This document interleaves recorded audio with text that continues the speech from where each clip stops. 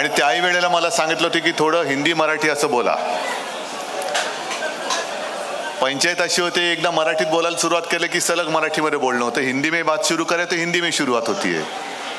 कोशिश करता हूँ आधा आधा बात करने की. आज काही आपली तशी जाहीर सभा नाहीये, कारण असं काही निमित्त नाहीये. नाही निवडणुका आल्यात ना कोणता कार्यक्रम, असं काही नाहीये. मी तर असं ठरवलं की आता जरा शाखा शाखाने भेटी द्यायच्या.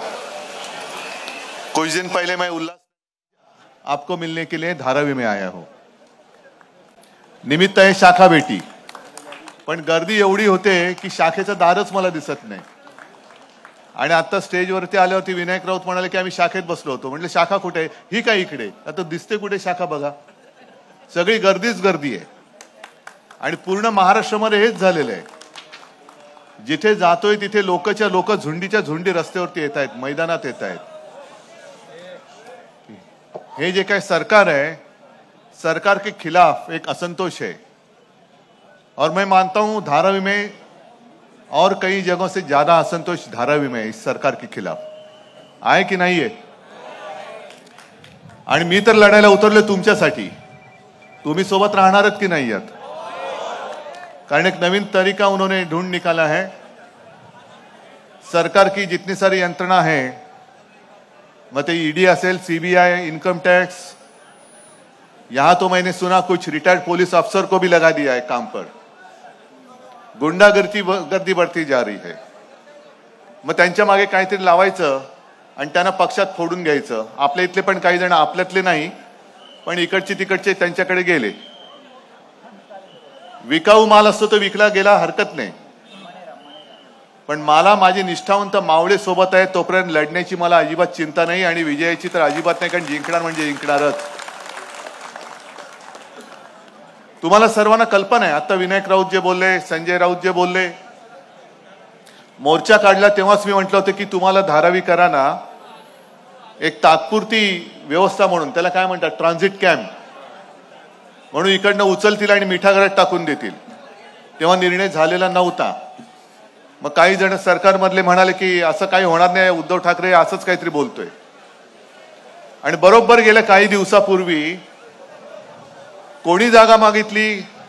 आजपर्यंत आपण अनेकदा मुंबईकरांसाठी कांजूरमार्गची जागा मागत होतो, तर केंद्र सरकार कोर्टात गेलं होतं, ही तुमची जागा का आमची जागा? हो, आम्हाला नकोय ती जागा, आपल्या लोकांसाठी पाहिजे. नाही बस हमारी जगह आहे. मला वाटतं तिकडे पण मिठागर आहे, कांजूरला पण मिठागर आहे, नाही दिली जागा. आणि आता म्हणजे जेव्हा मी मुख्यमंत्री म्हणून माझ्या मुंबईकरांसाठी कांजूरमार्गची जागा मागत होतो तेव्हा दिली नाही, पण आता पंतप्रधानांच्या मित्रासाठी अदानीसाठी मात्र मुलुंडची आणि तिथली मिठागराची जागा देऊन टाकली एका फटक्यामध्ये. हाँ, तुमचा यही है कि ये आपकी परिभाषा है सबका साथ सबका विकास? मतलब साथ सबका चाहिए, लेकिन विकास सिर्फ मेरे मित्र का होगा, मेरे दोस्तों का विकास होगा. सबका साथ और मित्र का विकास नहीं, ऐसे नहीं होने दूंगा मैं. माझे धारावीकर इथून कुठेही जाणार नाहीत. माझ्या धारावीकरांना विकास पाहिजे, तो म्हणजे इथल्या इथेच पाहिजे. कारण तुम्हाला असं वाटत असेल सोपं की अरे हे काय साधी गोष्ट आहे, इकडे घरं बांधले पण आपल्याला दिली मिठागरात जागा.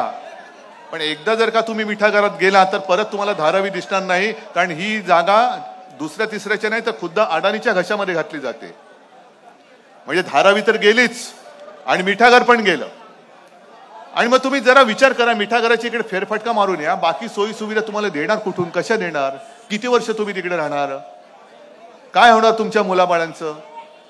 एक तर या धारावीमध्ये तुम्ही पिढ्यानपिढ्या राहतायत. ज्या वेळेला संकट आलं होतं तेव्हा कोणी तुमच्या मदतीला आले होते? पंतप्रधान आले होते, अदानी आले होते, हे उपमुख्यमंत्री आता बसलेत उपमुख्यमंत्री, ते तुमच्या मदतीला आले होते, कधीतरी धारावीत दिसले होते. पण आता दिसतील, कारण आता त्यांना माहिती आहे की आता धारावीमध्ये कोरोना नाहीये. कोरोनाच्या काळामध्ये काय होतं आणि काय नव्हतं विचार सुद्धा करू शकत नव्हतं, अशी परिस्थिती होती. काय होणार आहे? भाई दिल्लीला सुद्धा घाम फुटला होता. मी मुख्यमंत्री ते उद्धवजी कुछ तो करो, म्हटलं कर रहे कुछ, आप चिंता मत करो. कारण आम्ही काय सांगत होतो की घराबाहेर पडू नका. आणि इकडे धारावीमध्ये तर घर परिस्थिती अशी आहे की एकेका घरामध्ये 8-8, 10-10 लोक राहतात, बरोबर ना? म्हणजे आपण काय म्हणत होतो, तोंडाला मास्क, हात स्वच्छ धुवा आणि 2 हात की दूरी. अरे 2 हात की दुरी म्हटल्यानंतर माझ्या धारावीकरांचं घर केवढं आहे? एक तर पहिल्या प्रथम हे तुमचं जे काय फिंजिबल आहे ते मला काही त्याच्यात जायचं नाहीये, पण माझ्या धारावीकराला हक्काचं 500 फुटाचं घर मिळालं पाहिजे, म्हणजे मिळालंच पाहिजे, ही आमची पहिली मागणी आहे. विकास आम्हाला पण पाहिजे, पण तुम्ही इकडे नुसता कोणवाडा करून टाकायचा, या लोकांना उचलून मिठागरामध्ये फेकून द्यायचं आणि इकडे सगळं आबाद करून उपऱ्यांची इकडे जर का वस्ती बसवणार असेल आणि सगळा पैसा जर अदानीच्या खिशात घालणार असाल, तर मग माझ्या धारावीकरांनी काय पाप केले? धारावीकरांनी काही गुन्हा नाही केलेला. इतके वर्ष ते ज्या एका या धारावीमध्ये राहिले, कशी होती धारावी, आता सुद्धा कशी आहे,